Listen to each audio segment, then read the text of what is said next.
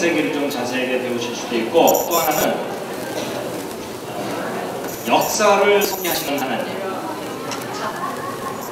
아까 얘기했던 정말 여러분이 믿는 야훼 하나님이 유일한 진짜 신이라는 객관적인 조가 뭐냐 하는 그런 이야기가 있어요. 자, 어디가 가장 좋으시겠습니까? 야훼 역사. 예. 자, 어차피 오늘 다 못합니다. 다 못하는데 이제 오늘 2011년이 지나고 2012년이 옵니다. 그래서 우리가 역사가 흘러가는 가운데 살고 있는데 조금은 어려울 수 있지만 정말 중요한 의미를 가진 역사 이야기를 해야 되는데, 역사에 대한 과학적인 검증. 그래서 정말 하나님이 살아계시냐. 그럼 지금 미국 영국에 일어나는 거 거의 영국, 미국 거의 그냥 다 무신론 국가입니다. 그렇죠? 미국도 이제 기독교 정치에 들었다고 하지만 거의 무신론 국가가 되어졌습니다. 근데 한국도 교회가 부흥하다가 요즘 침체되고 있어요. 그렇죠? 그래서 도전이 아주 강합니다. 기독교가 기독교에 대한 이미지가 좋아요, 안 좋아요? 아주 좋아요. 그렇죠? 기독교 자체가 나쁜 게 아닌데 정말 잘못된 이미지를 많이 가지고 있고, 물론 실수가 많지만 그렇습니다. 그래서 세상 사람들이 너희들 믿는 하나님이 존재하느냐 이런 질문을 하면 우리가 거기에 대해서 명확하게 답을 믿으면 우리도 휩쓸릴 수가 있어요. 그렇죠? 그래서 이제 역사 이야기를 좀 해드리려고 합니다. 자, 이제 특히 하나님이 예언하신 일을 반드시 이루시는데, 직접 예언하신 일이 역사 속에 이루어졌다는 것을 과학적으로 검증한 그런 내용에 대해서 좀 소개를 해드리려고 합니다. 이사야서 2장 21절 말씀인데요. 평소에 그다지 함께 읽는 구절은 아니지만 너무나 중요한 내용이 담겨있기 때문에 함께 읽으시겠습니다. 시작. 나 여호와가 말하니 너희 하늘의 소속을 내리라. 야곱의 왕이 말하니 너희 벅찬 증거를 내리라. 예, 이제 그 순복음교회 성경을 쓰시는 야훼라고 쓰실 텐데, 워낙 다양한 교단을 돌아다니니까 여호와라고 돼 있어서 좀 하시죠. 괜찮으세요? 널리 향해 주세요. 자, 여러분, 전 세계 동복 인구 비율을 보면요, 기독교인이 3명 중에 1명 정도가 기독교인입니다. 그렇죠? 근데 사실 이 기독교 속에는 개신교 이쪽도 포함되어 있지만 캐톨릭, 거기다 러시아 정교회, 그리스 정교회, 아프리카 국교회, 거기에 1.5단, 2단 다 합친 거예요. 그래서 실제로 중에 정말 천국에서 만나게 될 사람은 저 중에서도 일부분이 있죠. 그렇죠?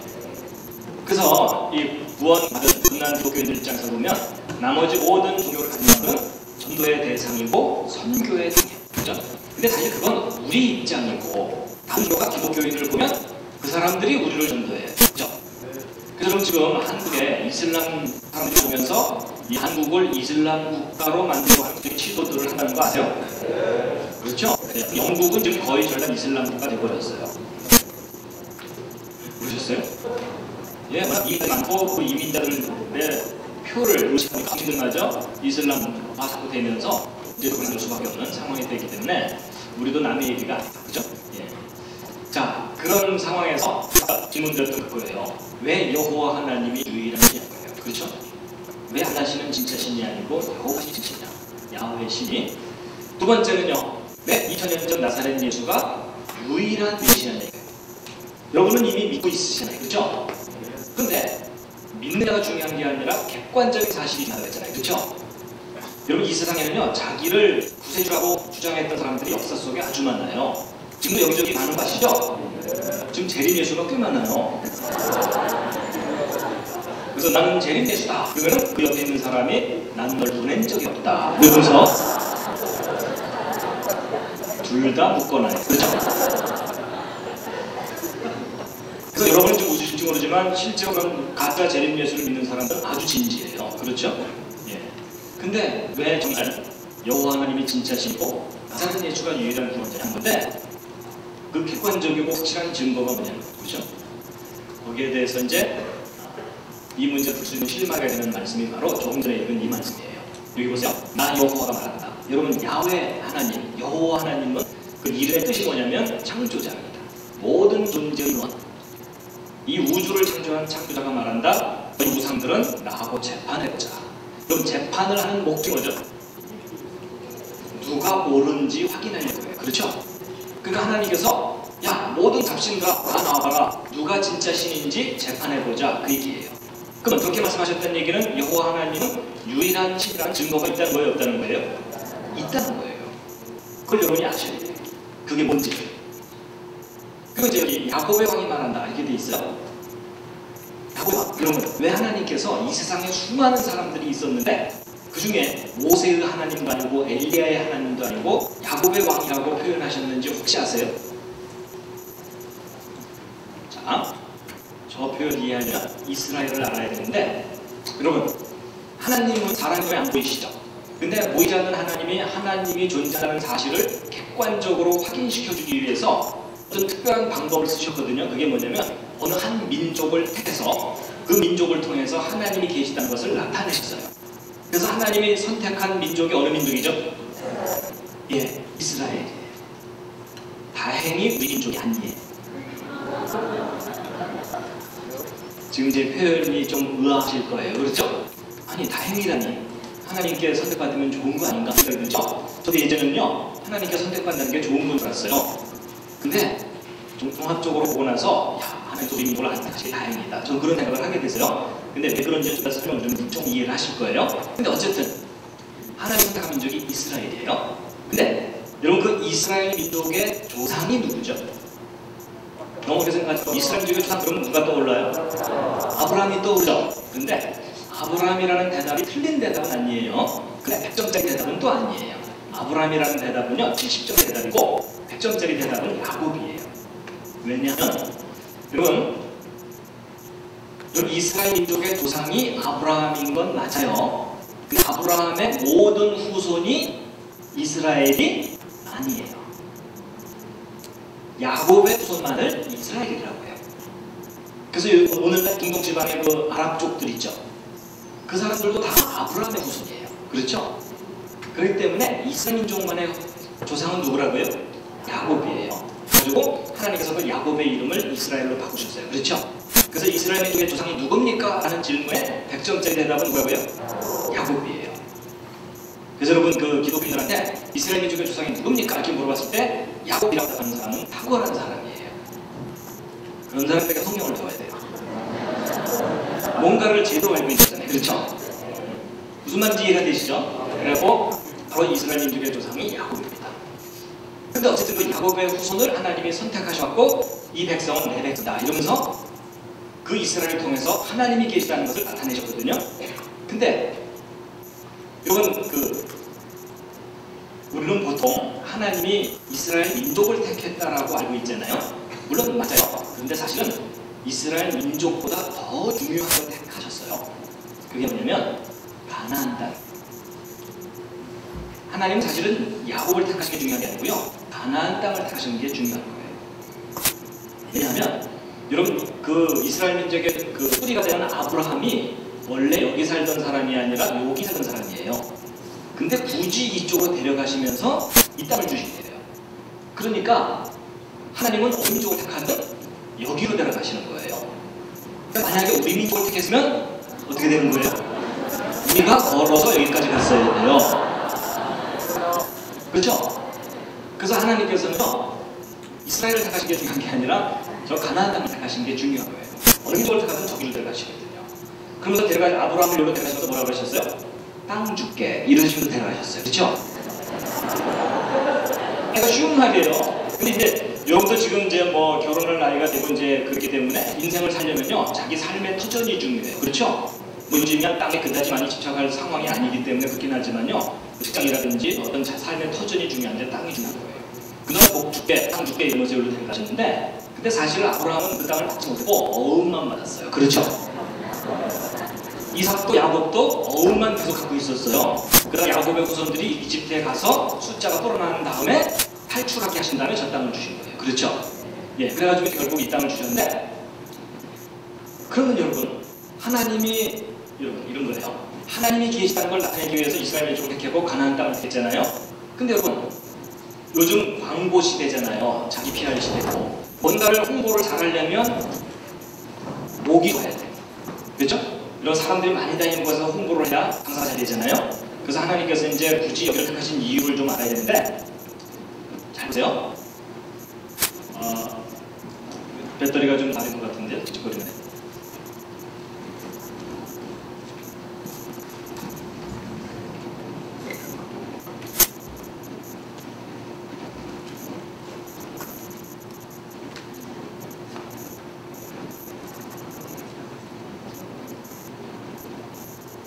이걸 껐는데도 그런 거 보면 이게 아니라 딴 게 문제인 것 같은데. 스피커 배터리가 안 하잖아요.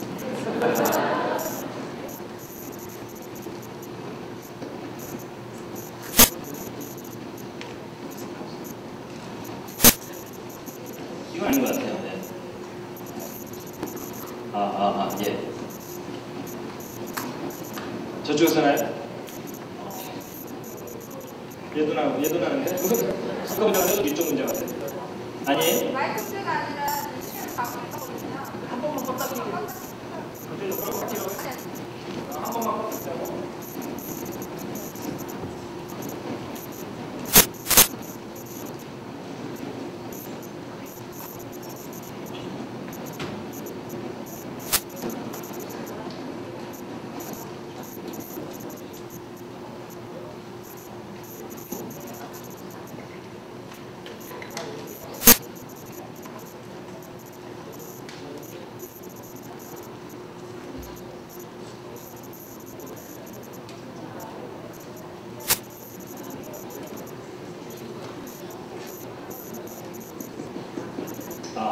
예.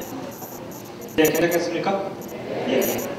자, 중요한 얘기를 하려니까 기둥시킨다고 이런 얘기를 하고. 자, 보세요. 그건 하나님이 계시다는 것을 나타내는 민족이 이스라엘이거든요. 하나님이 굳이 이스라엘 택하신 이유가 있어요. 보세요. 여러분과 저는 그다지 욕심이 크지 않으니까 전 세계를 지배해보겠다 이런 생각 안 하죠.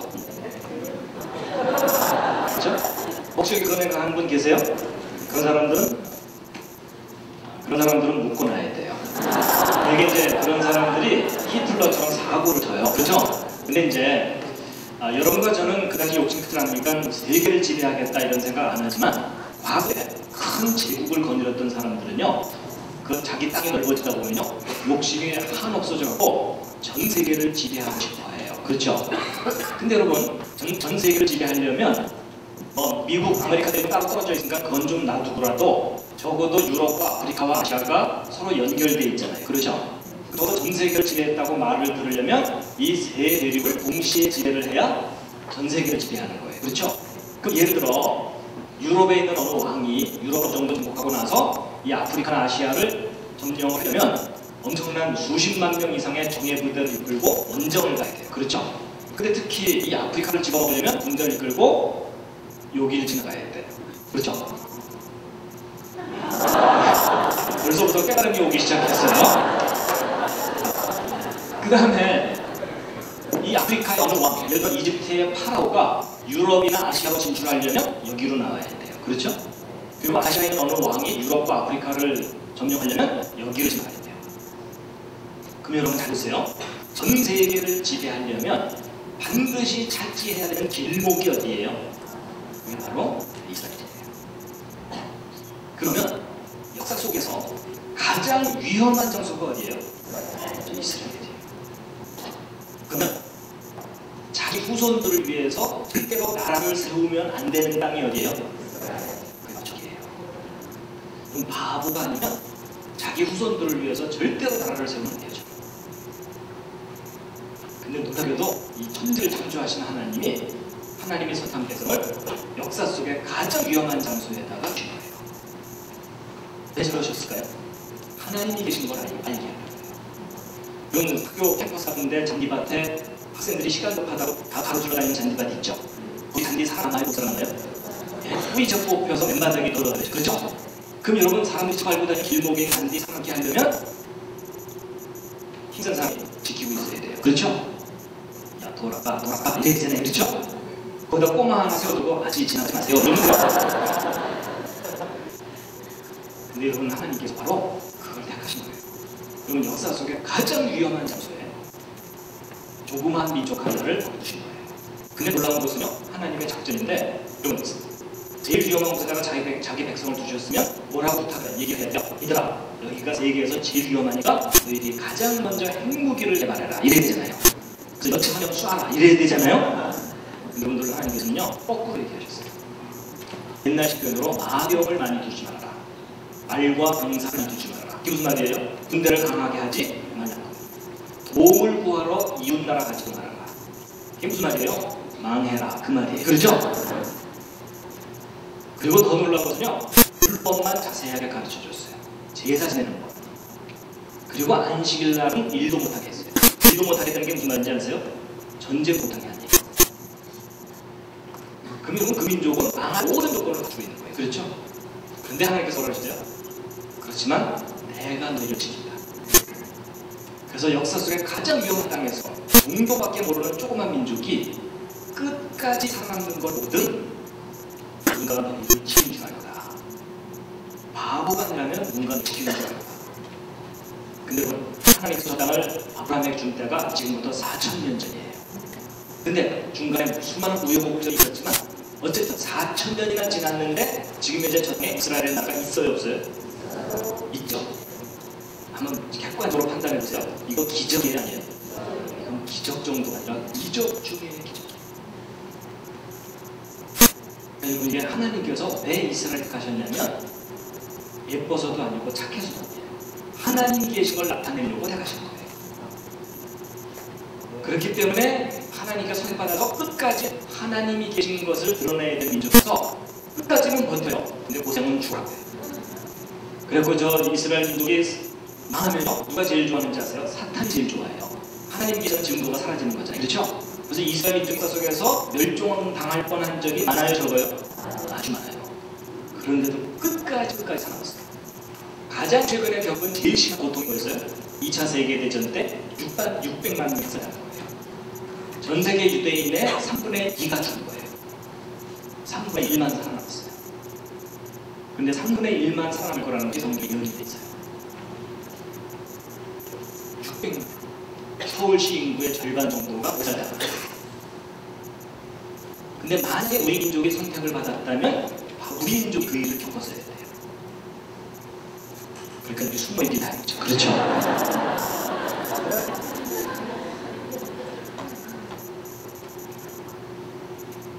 여러분, 정말 하나님은 살아계세요. 하나님이 살아계시다는 너무나 객관적으로 뚜렷한 역사적인 증거 중에 하나가 어느 나라라고요? 이스라엘. 그래서 여러분, 이스라엘을 모르면 하나님을 모르는 게 있어요. 그래서 여러분, 성경을 읽고 온통 이스라엘 얘기죠. 야, 내가 우리나라 역사 배우기 바쁜데 왜 나의 나라 역사를 이렇게 배워야 되냐 이렇게 보지만요, 이스라엘을 알아야 하나님이 섭리하신다는 사실을 객관적으로 알게 돼 있어요. 그래서 하나님은 절대로 이스라엘을 버리지 않으셨어요. 지금도 그 이스라엘을 붙잡고 역사하고 계십니다. 그러니까 여러분, 이건 이제 또 하나 얘기인데 기억나는 얘기예요. 여러분, 아까 4,000년 전에 아브라함 택하신 후에 지금까지 안 망했다고 했죠? 안 망했어요. 근데 역사 속에 우여곡절이 있었는데 그게 뭐냐면 AD 70년에 이스라엘이 완전히 망했어요. 역사상 가장 강력했던 제국이 무슨 제국? 로마 제국. 그 로마 제국에게 완전히 망해갖고 전 세계로 흩어졌어요.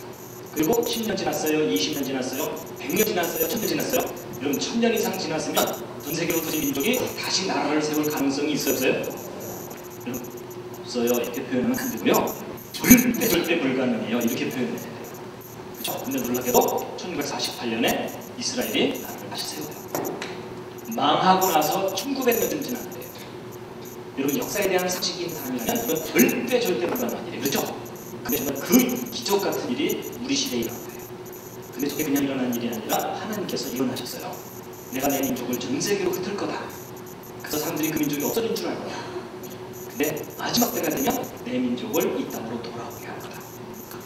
그 기적 같은 일이 일어나는 걸 보거든 마지막에 가까운 줄 알아라. 이렇게 되어 있습니다. 그래서 여러분, 하나님은 이스라엘을 통해서 역사를 선대하고 계십니다. 근데 그 이스라엘의 뿌리가 누구라고요? 야곱이에요. 그래서 하나님이 야곱의 왕을 말한다. 야곱을 통해서 역사하는 왕을 말한다. 이러시는 거예요. 그러면서 너희는 확실한 증거를 보여라. 너희들이 신이라면 증거를 내놔라. 그 말이에요. 근데 하나님은 증거가 있다 그랬죠? 그 증거가 뭔지 아셔야 되겠죠? 그 증거가 다음 구절에 나와요. 자, 함께 한번 읽겠습니다. 시작.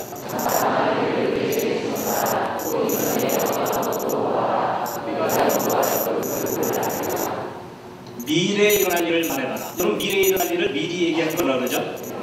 그 다음에 과거 일이 어땠는지 말해봐라. 지나간 과거를 잘 정리해놓은 걸 뭐라 그러죠? 역사. 예언해봐라. 역사를 확인해봐라. 그걸 연구해보면 결론을 얻게 될 것이다. 자, 여러분, 이제 너무 쉬워졌어요.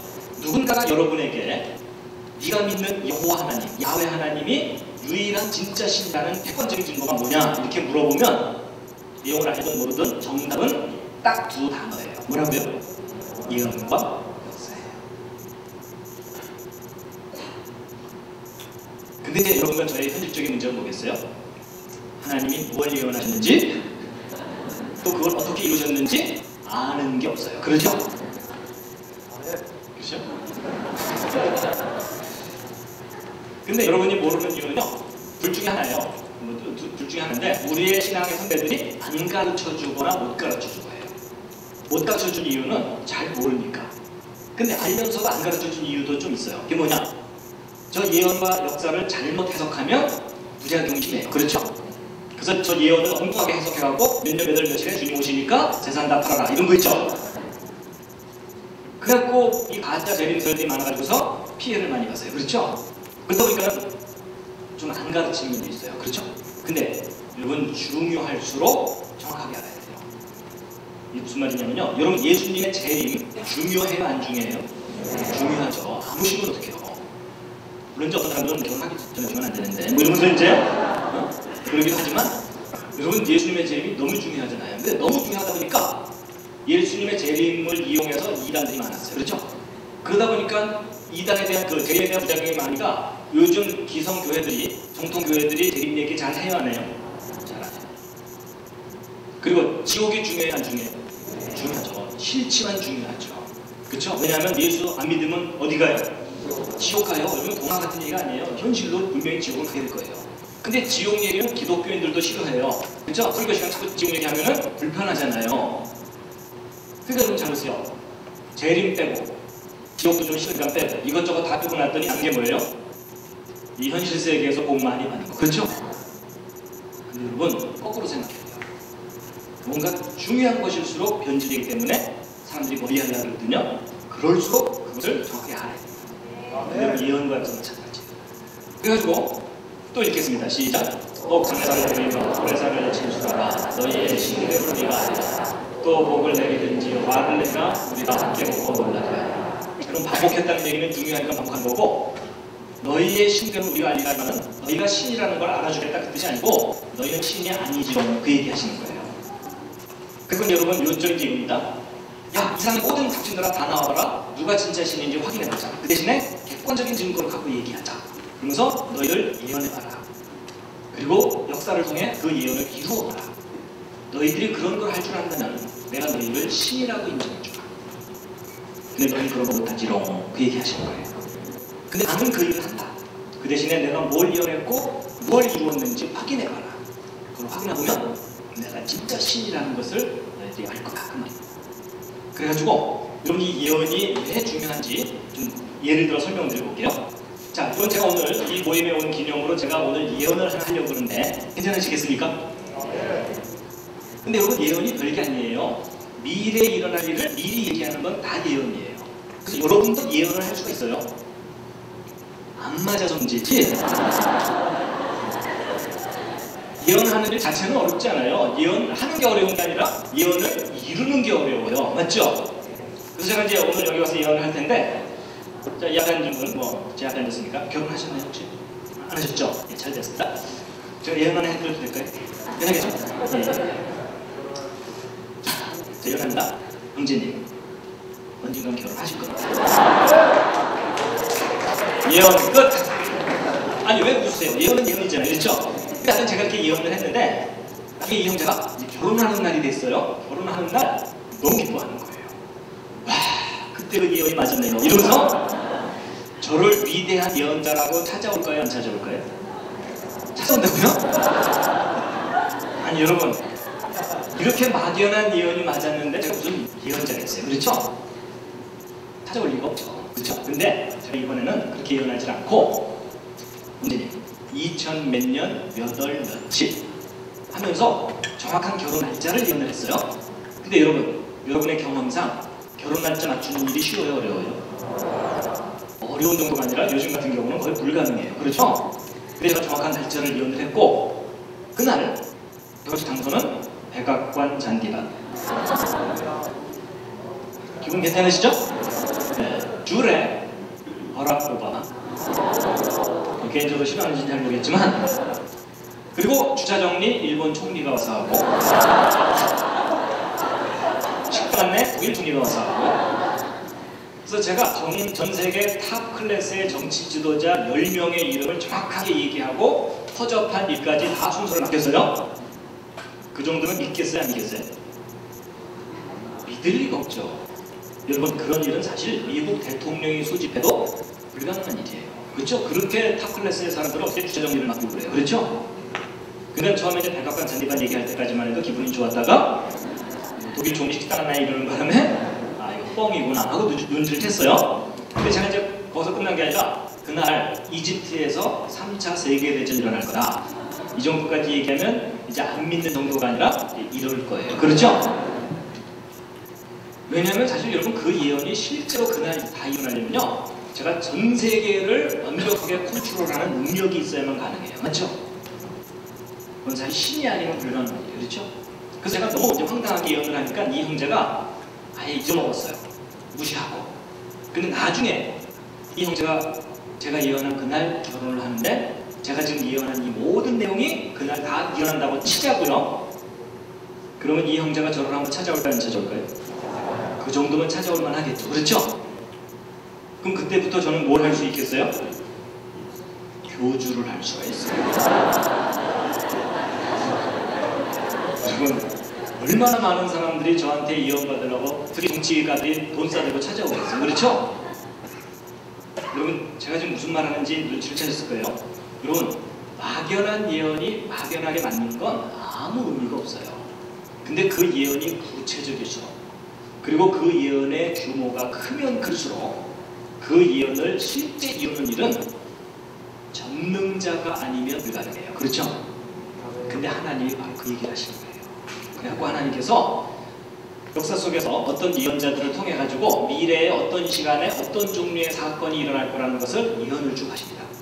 근데 막상 역사가 흘러갈 때는요 사람들이 정신이 없어요. 왜냐하면 막 전쟁 나고 뭐 지진 나고 난리가 나니까 뭐 살기 바빠서 그냥 정신없어요. 그러다가 나중에 역사가 지나가고 난 다음에 지난 역사 속에 어떤 일이 어떤 시간에 일어났는지 정확하게 정리하고 그 다음에 예언된 내용도 정확하게 정리를 하잖아요. 그래서 이 둘을 쫙 확인을 해봤을 때 정확하게 맞는다. 결론이 뭐예요?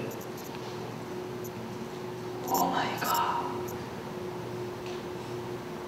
바로 이 얘기예요. 근데 여러분 정말 예언이 역사 속에 정확하게 맞았는지 확인을 해야 되잖아요. 그렇죠?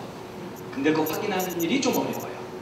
그래서 그걸 확인하기 위해서는 조금 골치 아픈 연구가 하나 필요해요. 그 연구가 뭐냐면 연대기 연구라는 거예요. 조금 낯서실 거예요. 저 연대기 연구가 뭐냐면 역사 속의 사건들의 날짜를 정확하게 알아내는 일이에요.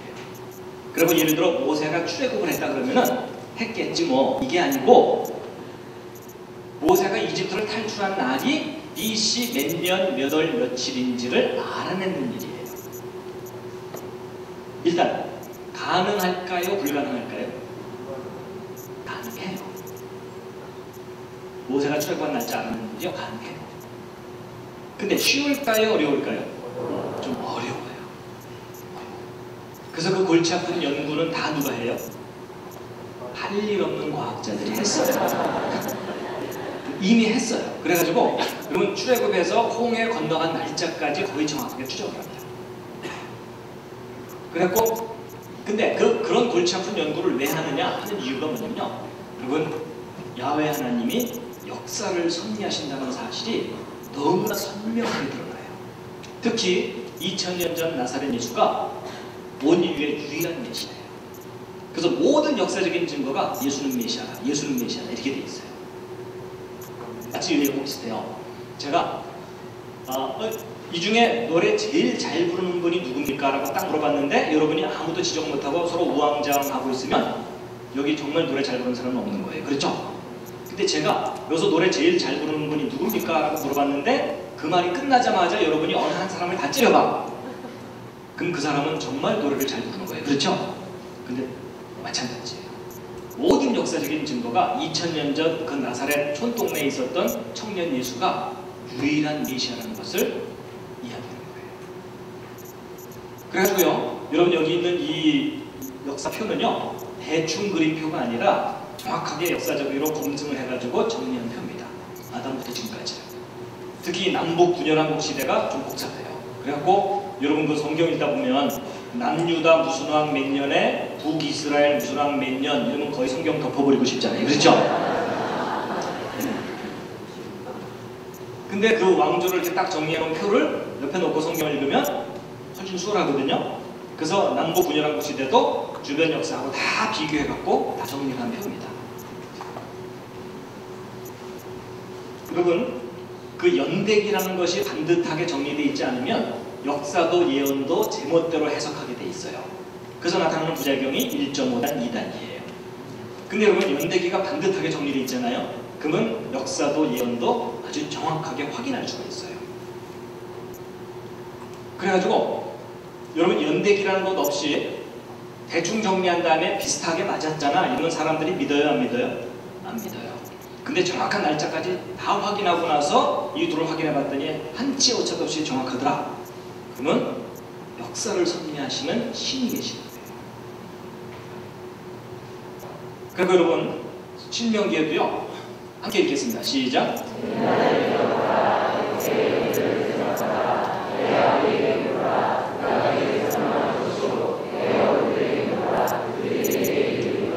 보세요. 옛날을 기억하고 과거를 여기 생각하라는 얘기는 감상하라는 얘기가 아니고 연구해서 확인하라는 얘기예요. 그래서 아버지에게 물어봐라, 어른들에게 물어봐라, 설명해 줄 거고 말해 줄 거다 이렇게 돼 있죠. 근데 오늘은 현실적인 문제가 뭐겠어요? 어른과 아버지에게 아무리 물어봐도 대답이 없어요. 그렇죠? 모르니까. 근데 여러분, 이런 말씀이 있다는 얘기는 여러분이 부모가 되고 어른이 되었을 때 후손들과 자녀들이 물어보면 가르쳐 줄 수 있어야 된다는 얘기예요. 그래서 이제 보세요. 이런 과학이 발달하기 전까지는 역사를 정확하게 확인하는 일이 불가능했어요. 근데 과학이 발달하면서 가능해졌는데, 특히 이 천문학과 역법, 달력을 통해서 역사를 정리할 수 있는데 컴퓨터가 개발돼서 이제 그게 가능해졌습니다. 그래서 이제 먼저 천문학부터 잠깐 말씀드릴 텐데요. 여러분, 하나님께서 창조 넷째 날 해와 달과 별들을 만드셨어요. 근데 그 만드신 목적이 있습니다. 그 목적이 창세기 1장 14절에 나오는데 함께 한번 읽겠습니다. 시작. 징조와 사시와 일자와 연한을 이루라. 여러분, 이 태양과 달을 가지고서 계절이 지나가는 거 알고 날짜도 세고 연도도 세죠. 근데 사실은 정말 중요한 거가 한 가지가 있는데 그게 뭐냐면 징조예요. 징조. 여러분, 이 우주를 만드신 하나님이 역사 속에서 어떤 중요한 사건을 일으키실 때 사람들이 그걸 깨닫도록 하기 위해서 하늘의 해와 달과 별들로 하여금 사인을 주게 하셨어요. 그래서 그 대표적인 사건이 뭐냐면 2000년 전에 예수님이 탄생하실 때 하늘의 별들이 사인을 보낸 거예요.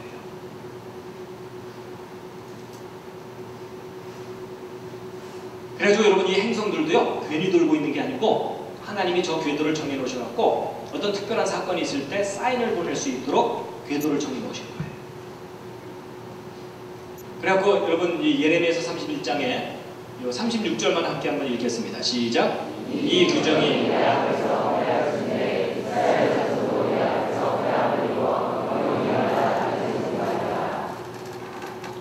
여러분, 이 규정이 뭐냐면 해와 달과 별들의 규정이거든요. 저걸 좀 쉬운 과학 용어로 바꾸면요, 해와 달과 별들의 운행 궤도예요. 궤도. 여러분, 그 해와 달과 별의 운행 궤도는 누가 정해 놓으셨어요? 하나님이 정해 놓으셨어요. 근데 이 운행 궤도를 폐지시키는 것은 이스라엘 자손을 폐지시키는 것과 똑같다 이렇게 돼 있거든요. 여러분 아까 이스라엘이 존재하는 이유가 뭐냐면 하나님이 계시다는 증거라 그랬죠. 그럼 이스라엘을 없앤다는 얘기는 뭐예요? 하나님이 계신 증거를 없앤다는 얘기예요. 그렇죠? 근데 여기 운행 궤도를 폐지시키는 것은 이스라엘 자손을 폐지시키는 것과 똑같다. 그 뜻은 뭐냐면 해와 달과 별들의 운행 궤도가 하나님이 계신 증거라는 얘기예요.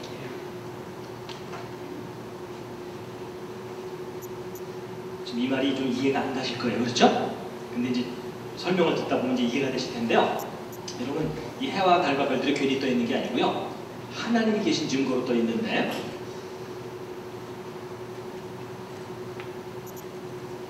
여러분 보세요.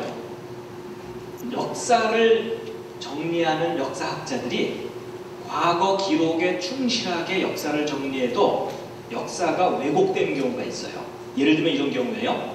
여러분, 이스라엘의 남북 분열왕국 시대에 남유다의 아마샤 왕과 우시야 왕이 공동 통치를 했던 때가 있어요. 예를 들어 김일성이 김정일하고 공동 통치했던 거 아시죠?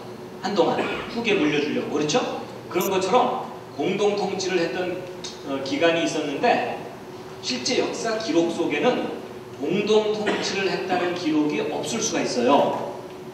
그러면 이 두 왕이 통치했던 전체 기간만 기록되어 있기도 하거든요. 그럼 후대 역사가들은 이 공동 통치 내용을 모르면 이 두 왕의 통치 연도를 단순히 더해버려요. 그럼 저렇게 더해버리면 이만큼 역사가 뒤로 밀려버리죠. 그럼 저런 게 여러 개 겹치면 수십 년의 오차가 생기죠. 그렇죠? 그러면 주변 다른 제국의 역사하고 안 맞게 돼요. 그렇죠? 그래서 바로 저런 문제 때문에 성경이 오해를 받은 적이 많았어요. 그 중에 하나가 에스더서예요. 에스더. 여러분 그 에스더 아세요? 정말요? 개인적으로 아세요? 그건 아니죠. 여러분 그 에스더가 이방 제국의 왕비가 됐잖아요. 근데 다른 민족의 모함에 이스라엘 민족, 유다 민족이 멸종을 당하게 됐죠. 근데 이 왕비가 된 이 에스더가 다급하니까 왕 앞에 나가서 자기 민족 살려달라고 간청을 해야 되는데 그때 당시 규칙이 뭐였냐면 왕비라 할지라도 왕의 허가 없이 무조건 나갔다가는 죽임을 당할 수도 있어요. 그렇죠? 그렇지만 워낙 이제 다급하니까는 내가 죽으면 죽으리라 알고 왕 앞에 나가잖아요. 근데 왕의 환심을 사야 되니까 아름답게 단장을 하고 나가죠. 그랬더니 성경에 어떻게 돼 있어요? 왕비 앞에 나오니까 왕이 규칙을 잊어버린 거야. 너무 아름다워갖고. 그리고 네 소원이 무엇이냐? 나라의 절반이라도 주마. 이렇게 된 거예요. 그렇죠? 근데 역사가 이렇게 왜곡되어 있는 줄도 모르고 정리를 했더니 에스더가 아하수에랑 앞에 나왔을 때 나이가 환갑이 넘은 거예요.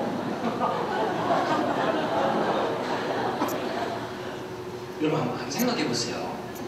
환갑이 넘은 분이 아무리 변장을 해도 그렇지 그냥 왕이 한눈에 반해가지고 나라의 절반이라도 주마 이러면은 왕도 함께 미친 거죠. 그렇죠? 그래갖고 에스더서가 오랫동안 이게 실제 역사를 기록한 거라고 인정받지 못했어요. 그런데 나중에 이런 부분들을 제대로 정리를 할 수 있게 된 거예요.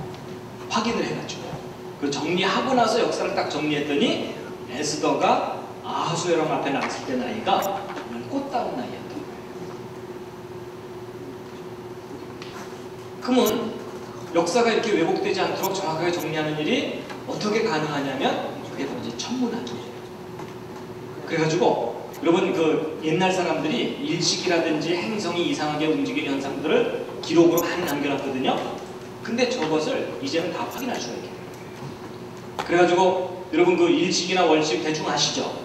그래서 여러분 그 지구 그림자 뒤쪽으로 보름달이 지나가면서 그림자 속에 쏙 들어가면은 보름달이 안 보이는 월식. 그 다음에 달 그림자 때문에 지구 일부 지역 사람들이 태양을 못 보는 경우가 일식이에요. 대낮에. 그렇죠? 그래서 월식은 이쪽에서 대부분 볼 수 있지만 일식은 일부 지역 사람들만 제한된 시간에 볼 수 있어요. 그래가지고 이 일식은요 2005년 10월 3일에는 이렇게 지나갔고 2006년 3월 29일에 이렇게 지나가가지고 이 일식이 지나가는 시간과 장소는 매번 달라져요. 근데 이게 컴퓨터로 확인이 가능하기 때문에 요즘은 이제 이쪽에 있는 사람들이 우리도 일식 봤다 이렇게 거짓말해봤자 소용이 없어요. 다 확인이 되니까. 그래서 저 일식이 얼마나 정확하게 확인되는지 구체적인 예를 하나 확인시켜 드릴게요.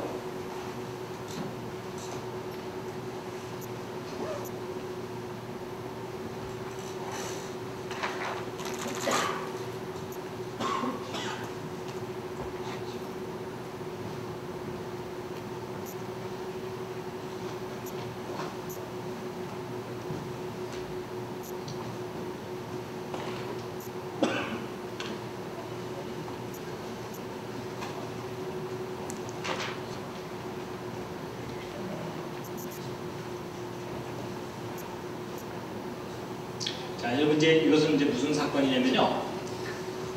여기 잘 보시면 BC 585년 5월달이죠. 그러니까 지금부터 2600년 전입니다. 우리나라는 고조선 시대예요. 그때 당시 여기 좌표가 어디냐면 지금 현재 터키라는 나라 있죠. 그 터키라는 나라에 그때 당시에 리비아라는 조그만 나라하고 메데 페르시아라고 하는 그 메데라는 좀 큰 나라가 오랫동안 전쟁을 했어요. 그러다가 어느 날 전쟁을 딱 멈췄어요. 멈춘 이유가 뭐냐면 어느 한쪽이 이겨서가 아니라 하루 종일 어느 날 전투를 하고 있었는데 저녁에 해지기 조금 전에 대기일식이 일어난 거예요. 갑자기 세상이 깜깜해지면서 태양이 어두워진 거예요. 여러분 지금은 대부분 과학교육을 받으니까 이 일찍 일어나면 약간 무섭긴 해도 재밌네 이러면서 이제 구경하면 되지만 저때 당시는 태양을 신으로 숭배하던 우상 숭배하던 사람들이라 일찍 일어나잖아요. 신이 노하거나 왕이 죽거나 이런 징조로 받아들이기 때문에 오늘날로 따지면 진도 8.0 이상의 강진을 만난 것처럼 두려움을 겪어요.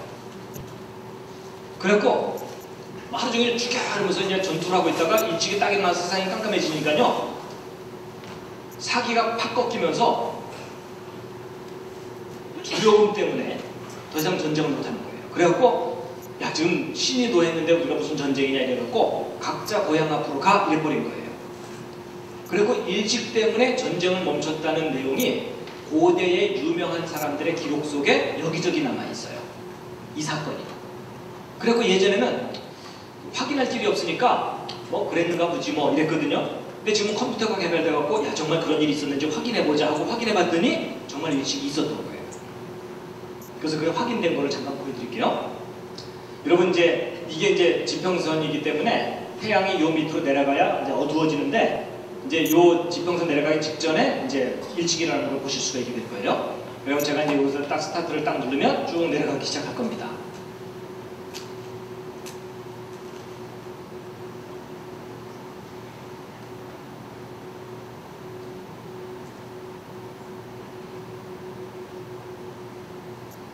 잘 보시면 이 태양하고 달이 아주 가깝게 있어요. 지금 보이시죠? 그렇죠? 약간 노란색이 여기가 파란색이 있는 듯한 것이 달이고 그 뒤에 노란 것이 태양인데 보통은 태양이 이렇게 지나가면 달은 이쯤 지나가거나 그러기 때문에 일식이 안 일어나요. 근데 이때 이제 일식이 일어나려고 둘이 만난 거예요. 그래가지고서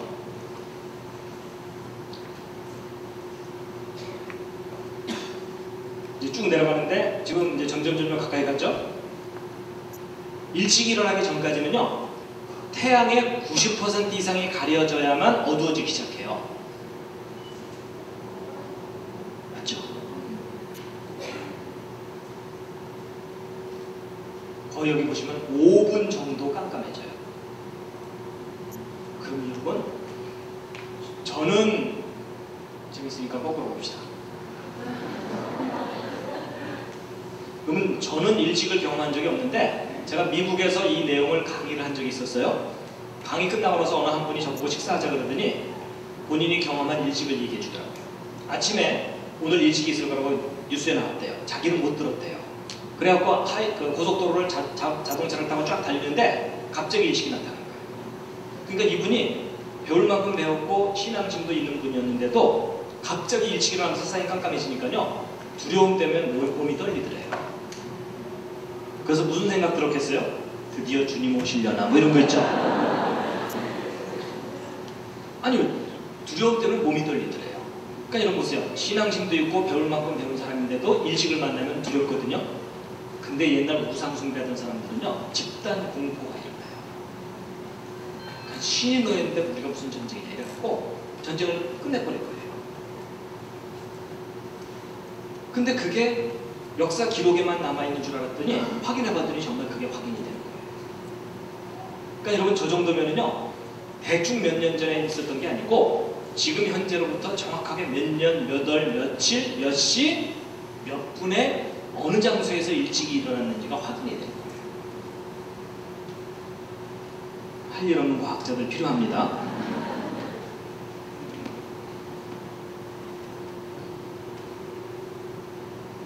그래가지고 보세요. 예를 들어 역사 속에 이런 천문학적인 사건 몇 개만 정확하게 확인을 해도 이런 시간들은 앞으로 절대 변하지 않잖아요. 그렇죠? 이런 걸 뭐라 그러냐면 절대 연대점이라고 그래요. 그래서 역사 속에 이런 거 몇 개만 딱 확인해 놓고 나면 나머지 사건들은 요 기준이 되는 사건으로부터 앞으로 몇 년, 뒤로 몇 년 이렇게 정리를 하게 되면 역사 전체가 고무줄 늘어나듯이 늘어나거나 줄어들지 않는다는 거예요. 근데 이게 컴퓨터가 개발되기 전까지는 불가능한 일이었어요. 왜냐하면 이거 하나를 손으로 계산해서 찾아내려면 평생을 손으로 계산해도 안 될 정도로 계산이 복잡해요. 그럼 이제 숨 넘어가면서 아들한테 얘야 너도 뭐 이랬는데 근데 지금은 개인용 컴퓨터로 저게 다 가능해요. 자, 그 다음에 이제 또 하나가 뭐가 있냐면요. 달력을 이용해서 역사를 정확하게 찾는 일인데 여러분 지구가 태양을 한 바퀴 도는 것이 1년이죠. 1년은 며칠? 365일인데 365일 동안 돌면 한 바퀴를 채 못 돌아요. 그래서 정확한 1년은 365일이 아니고 365.8 이렇게 돼 있어요. 그리고 달이 지구를 한 바퀴 도는 것이 한 달인데 한 달은 대략 30일이죠. 근데 30일 동안 돌게 되면 한 바퀴를 조금 더 돌아요. 그러니까 정확한 한 달은 29.8 이렇게 돼 있어요. 그래서 이상하게 이 태양계가 초점이 좀 안 맞아 있어요. 근데 이제 여러분들은 뭐 별로 관심 없으니까 뭐 그런가 보다 하고 여러분 근데 사실 저것 때문에 음력생일 다르고 양력생일 다르고 윤달, 윤년, 윤초 이런 것 있잖아요. 그렇죠? 근데 여러분은 이제 이유를 모르니까 대충 적응하면서 살려고 애쓰잖아요. 그렇죠? 근데 저게요. 하나님이 안 계시다면 뭐 더 이상 할 얘기가 없지만요. 정말 저것을 만든 하나님이 계시다면 좀 이상한 일이에요. 왜냐하면 여러분 적어도 여러분과 제가 알기로 하나님은 정확한 분이잖아요. 그럼 정확한 분이라면 이렇게 너덜너덜 초점을 못 맞추실 게 아니라 1년 360일, 한 달 30일 얼마나 산뜻해요. 그렇죠? 아 여러분 저렇게 딱딱 맞아떨어지게 만들어 놓으셨다면 오히려 사람들이 이 지구, 이 태양계가 저절로 생긴 게 아니라 누군가가 정확하게 저렇게 맞춰놓은 거라고 인정을 받을 수 있잖아요. 그렇죠? 근데 하나님께서 이렇게 딱딱 맞아떨어지게 해놓지 않으시고 이렇게 너덜너덜하게 해놓으셨거든요. 자 퀴즈. 그럼 하나님께서 초점을 안 맞추신 걸까요? 못 맞추신 걸까요? 안 맞으신 거예요. 예, 분위기상 안 맞췄다고 해야 되겠죠? 혹시 못 맞추셨을까요? 응? 지구를 딱 돌리시면서 아, 힘 잘못 줬네 이러셨을까요? 달도 또 돌리시면서 아, 자꾸 실수하네 이러셨을까요? 여러분 저게요, 하나님께서 일부러 어긋나게 해놓으신 거예요. 여러분 저도 사실 저런 거 관심 없었어요. 근데 하나님께서 저렇게 일부러 어긋나게 해놓으신 걸 설명을 듣고 나서 제가 무릎을 치면서 감탄을 했어요. 와, 우리 하나님 정말 놀라우신 분이다. 잘 보세요. 왜 하나님께서 이렇게 너덜너덜하게 해놓으셨냐면요. 저렇게 너덜너덜하게 안 맞춰놔야 우리가 역사를 안 잃어버려요. 예를 들어 그럼 아까처럼 이렇게 산뜻하게 1년 360일 한 달 30일로 12달러 딱딱 맞아떨어지게 해놓잖아요. 우리가 역사를 잃어버려요. 왜냐하면 보세요. 여러분 1980년 5월 18일 여러분 전날이 혹시 무슨 날인지 기억하는 분 계세요? 1980년 5월 18일 예, 저게 바로 그 5.18 그날이에요. 그날 저는 저때 이제 대학교 1학년이었어요. 근데 이날 미국에서는 화산이 하나 또 터졌어요. 근데 이 사건을 양력으로도 기록할 수 있고 음력으로도 기록할 수가 있죠. 근데 이렇게 딱딱 맞아떨어지잖아요. 그러면 연도가 바뀌어도 양력과 음력의 조합이 변하질 않아요. 그렇죠? 근데 하나님께서 이렇게 너덜너덜하게 해놓으시는 바람에 양력과 음력의 조합은 매년 달라지죠. 그렇죠? 그렇기 때문에 만약에 하나님께서 이렇게 딱딱 맞아떨어지게 해놓으셨으면 만약에 연도가 중간에 지워져 버리면 요 뒤에 있는 것만 가지고 연도를 알아낼 수가 있어요? 없어요? 안 돼요. 그렇죠? 근데 하나님께서 이렇게 너덜너덜하게 해놓으시는 바람에 요런 조합을 가진 연도는 몇 년도밖에 없어요? 1980년밖에 없어요. 깨달음이 왔어요? 아니 이렇게 어려운 걸 이해를 하셨단 말이에요? 여러분 저게 얼마나 절묘한 거냐면요. 어떤 역사적인 사건이 두 종류 이상의 달력으로 기록이 되잖아요. 그럼 바로 이 원리 때문에 그게 정확하게 몇 년, 몇 월, 며칠인지가 너무나 명확하게 확인이 돼요. 더군다나 이스라엘 민족이 전 세계로 흩어졌잖아요. 그렇죠? 이쪽 저쪽으로 포로로 잡혀갔다 오고 이러는 바람에 돌아온 사람, 남아있는 사람 이러다 보니까요. 서로 편지 왕래하다 보면은 달력을 이중 표기를 해야 돼요. 바벨론으로 몇 년, 몇 월, 며칠, 이집트 달력으로 몇 년, 몇 월, 며칠 이런 식으로 편지들을 왔다 갔다 하는데 그런 편지가 하나만 발견돼도 그게 정확하게 몇 년, 몇 월, 며칠로 확인이 되게 돼 있어요.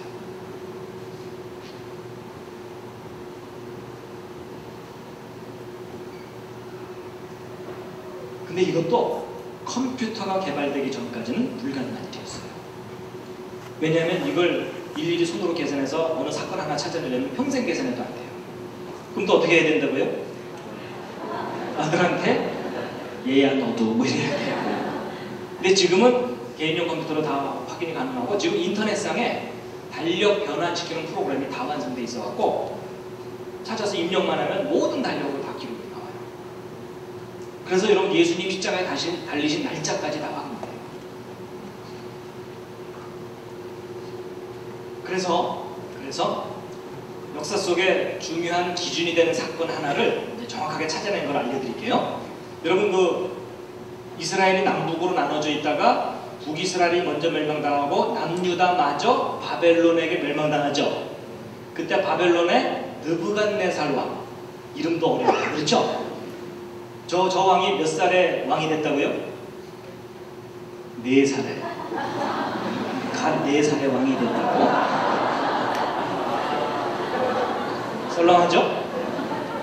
태어나자마자 왕이 된 건 누구라고요? 바로 왕.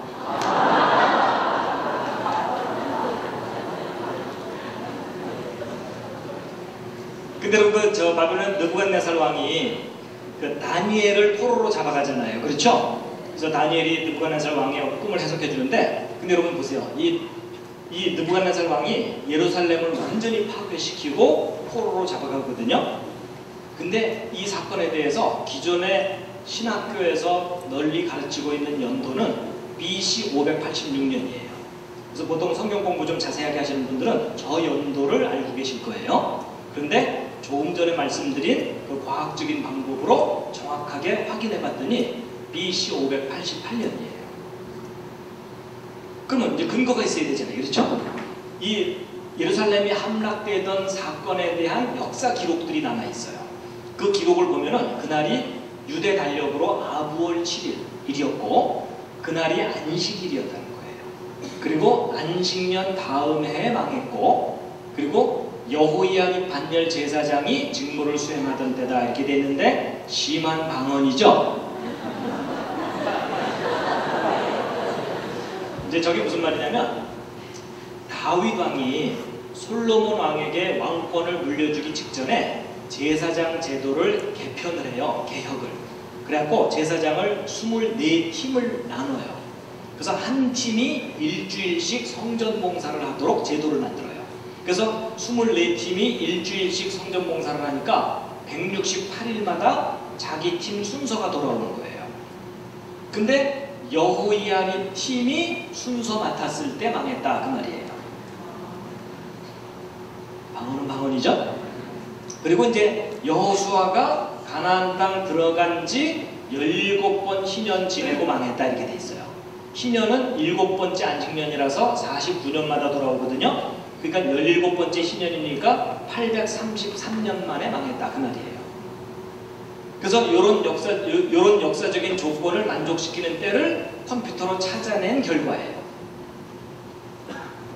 그래갖고 아부월 7일에 해당되면서 나머지 모든 조건을 만족시키는 때는 우리가 현재 사용하는 양력 달력이 그레고리안 달력이거든요. 양력 달력으로 BC 588년 7월 31일이에요. 날짜까지 그냥 꼼짝 말아요. 그날이 안식일이었고, 안식일이 원래 토요일인 거 아시죠? 그리고 안식년 다음 해였고, 그리고 마띠아 반열에서 여호야립 반열로 제사장 순서가 넘어오던 날, 넘겨받자마자 망한 거예요.